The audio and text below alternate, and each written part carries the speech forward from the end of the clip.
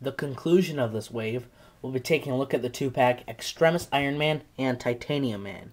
Here is the final 2-pack in this wave, but before we look into it, we'll take a look at the packaging. Same packaging as the other 2-packs in this wave. We have a bright square around the clear window where we see the characters. Nice looking, as well as a nice looking cartoon of the version of the Minimate characters. We have the same purple and black paneling in the background. Looks nice. On this side, you have a nice picture of Extremis Iron Man, and on this side, a nice picture of Titanium Man. On the back, we have a picture of all the characters in this wave. X-23, Cable, Titanium Man, Yellow Jacket, Extremis Iron Man, Goliath, and Kree Soldier. Goliath is the chase figure, and Kree Soldier is the double.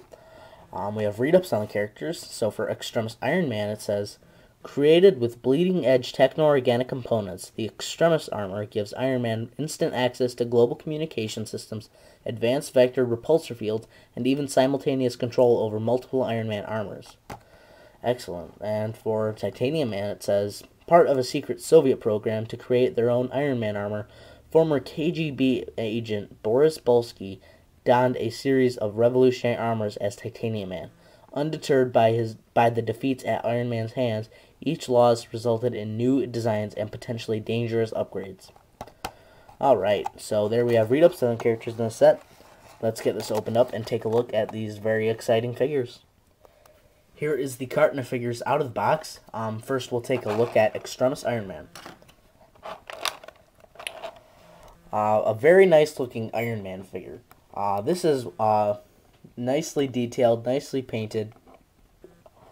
Just a really nicely put together figure. He has several very detailed pieces, including the chest, the helmet, the gauntlets, which I believe have been reused, and the boots. These boots are interesting. Just the way they're formed, put together, just the way they were made, makes them look really good. This has a high resemblance to the Extremis armor from the comics. A nice paint scheme, a nice gold color with a very, very plain red. I guess they could have used a different red, but it's no big deal. It does look good, and it's not sloppy at all. Even on the chest piece, the paint is applied well. Can't see through it, or it's not really sloppy. On the face, you have some nicely applied glowing eyes. It is a very, very light blue color to give it that glowing effect.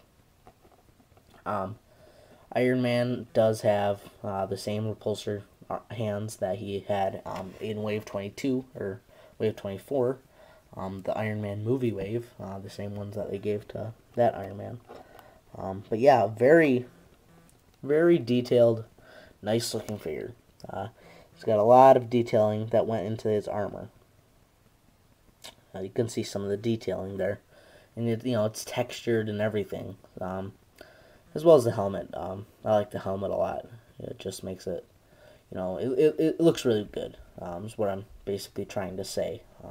This is a very good Iron Man. We really haven't had that good of a one in a long time, so that they have this guy, it kind of saved the Iron Man figures.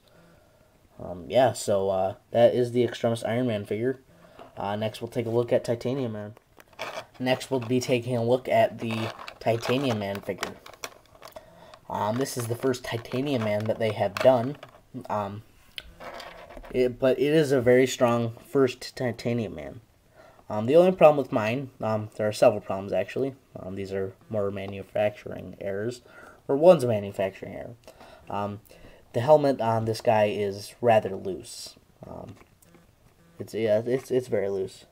I mean, it's too loose for me. I'd like to have it fit nice and snugly, but this helmet doesn't want to do that. So, but yeah, that is the only flaw with that part. But one other thing that kind of annoys me, actually, this seems like just laziness. But my Titanium Man came with 2 right boots. Yeah, kind of hard to tell, but the detailing bump on the middle here is on the right side on this foot and on the right side on this foot. Also, so you don't confuse the feet, on the inside they usually give you a little letter that says an R or a L, and these are 2 R's on the inside. Kind of hard to tell, but there are 2 R's on the inside. So I have 2 right feet on my Titanium Man, and that kind of annoys me.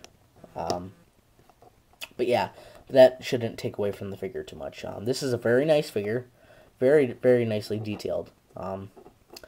It's a very basic, simple green throughout the whole figure except the face. But other than that, I mean, it's just got some nice black detailing, nice custom gloves, you know. It's got the bumps and the ridges and whatnot. Nice custom helmet. Very nice looking. Nice paint apps as well. The eyes look, well, they could have easily been screwed up, but they weren't. They look pretty good. But yeah, just very basic, simple black detailing on the chest and the man skirt, as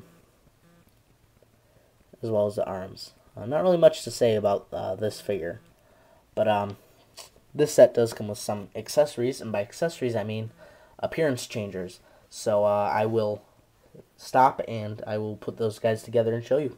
Stick around. Here are the 2 figures out of their armor. We have Tony Stark out of his armor, and a very nice looking undersuit.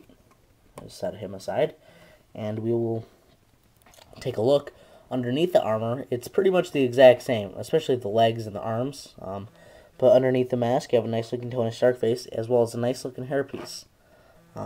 Nicely detailed. It's got the hair texture and everything. A likeness to Tony Stark, to say the least. You have a nice detailed tech suit underneath. Looks good. It's the same shiny gold as the outside. His arms are also the gold, and he comes with some gold hands. And the legs are red and gold, and it comes with some red feet. So, pretty basic, but yeah, it's nice that they give you the option to display him without his armor on. So, there is, underneath the armor, Tony Stark, underneath his Extremis Iron Man armor. Next, we'll take a look at Titanium Man. Boris Bolsky, without his armor. He does come with 2 entirely full flesh arms, and a nice hairpiece. Looks like it's coming back, starting to bald a little bit. Yeah, nicely angry detailed Russian face that he comes with, as well as a hairy chest. So he's got to be Russian, right? Just kidding. But yeah, he does come with some black shoes that you can give him. Yeah, pretty basic, but you know, they give you the option if you want him without his armor on, or you want him transforming into his armor, or whatever. So yeah, that basically wraps up this wave. Hope to come out with a new review soon. See you guys next time. Peace.